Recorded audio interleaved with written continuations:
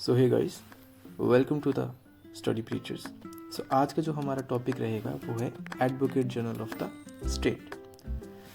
अगर आपने लक्ष्मीकांत पढ़ी है इंडियन पॉलिटी के लिए, so I am sure you must have read this chapter. So important है एंड यहाँ से क्वेश्चन पूछे जाने की काफ़ी पॉसिबिलिटी है। सो फटाफट स्टार्ट करते हैं। कौन सा आर्टिकल डील करता है इसके साथ? So article 165 deals with this, important है। दूसरी बात, he is the highest law officer of the state. और इसके साथ अगर मैं बात करूं कंट्री की, कंट्री का हाईएस्ट लॉ ऑफिसर कौन होता है, ये भी क्वेश्चन आ सकता है। सो अटॉर्नी जनरल ये कंट्री का हाईएस्ट लॉ ऑफिसर होता है।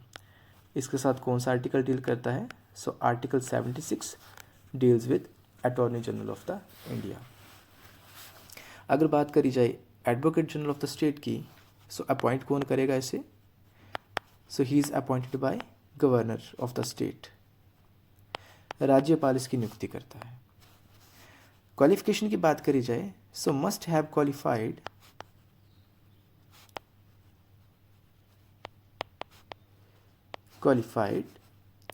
as जज ऑफ हाई कोर्ट।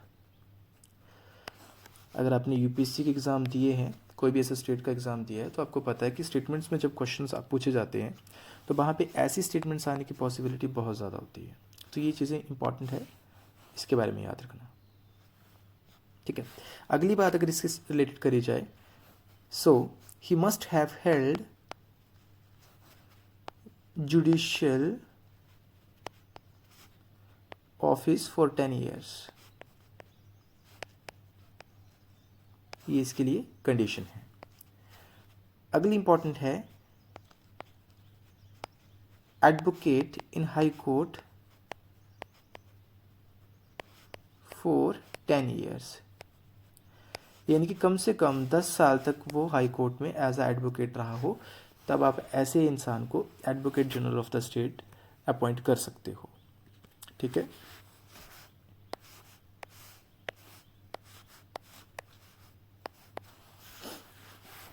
अगर मैं बात करूं टर्म्स ऑफ द ऑफिस की, टर्म्स ऑफ द ऑफिस,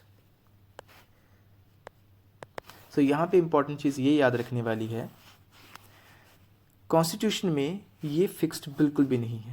तो हम क्या लिखेंगे? Not fixed in the constitution, in the constitution, यानी कि हमारे संविधान में इसके बारे में कुछ भी मेंशन नहीं है, कोई फिक्स नहीं करी गई है कि कितना टाइम रहेगा, 5 साल, 6 साल, 2 साल, 4 साल। ठीक है, दूसरी इंपॉर्टेंट बात, इसको अगर रिमूव करना हो, इसको इसके पद से हटाना हो, तो क्या ये मेंशन है? तो ये मेंशन बिल्कुल भी नहीं है। यानी कि आप कैसा नोट करोगे? Procedure of removal and grounds, यानी कि किन कारणों के चलते इसको रिमूव किया जाएगा, ये सब चीज़ें मेंशन नहीं है, not mentioned in the constitution. Important point, बिल्कुल भी मेंशन नहीं करा गया है संविधान में ये चीज़। अगली बात, अगर रिमूव करना हो तो कौन इसको कर सकता है? So removed by governor of the state. राज्यपाल इसको हटा सकता है, या दूसरा क्या रह सकता है अल्टरनेटिव, या ये अपना खुद अपना रेजिग्नेशन जो है गवर्नर को दे, रेजिग्नेशन टू द गवर्नर, राज्यपाल को अपना रेजिग्नेशन दे दे। ठीक है, और यूजुअली ऐसा देखा गया है, ये रिज़ाइन कब करता है? रिज़ाइंस व्हेन गवर्नमेंट रिप्लेस्ड, यानी कि जब सरकार रिप्लेस करी जाती है या सरकार जो है वो रिज़ाइन करती है, तब ये भी साथ में रिज़ाइन करता है। ठीक है, अगली बात हम जानेंगे कि क्या क्या राइट्स इनको मिलते हैं। So he can appear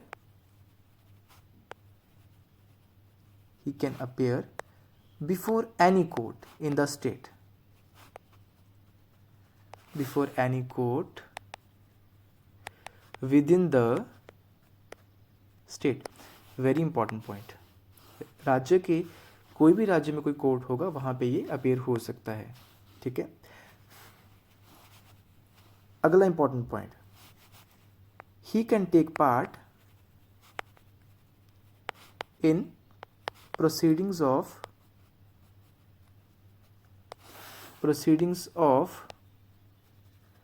both houses of state legislature, यानी कि वो स्टेट लेजिस्लेचर के दोनों हाउसेस में की जो प्रोसीडिंग्स होती हैं उसमें हिस्सा ले सकता है। बट यहाँ पे इसके लिए क्या एक कंडीशन अप्लाइड करी गई है, तो वो कंडीशन ये है, विदाउट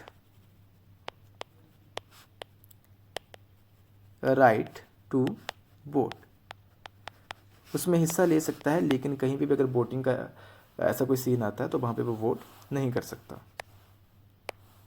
ठीक है। बाकी क्या क्या प्रिविलेजेस इनको मिलते हैं, तो he has all the privileges equivalent to, किसके समान इनको प्रिविलेजेस मिलते हैं, equivalent to members of state legislative assembly,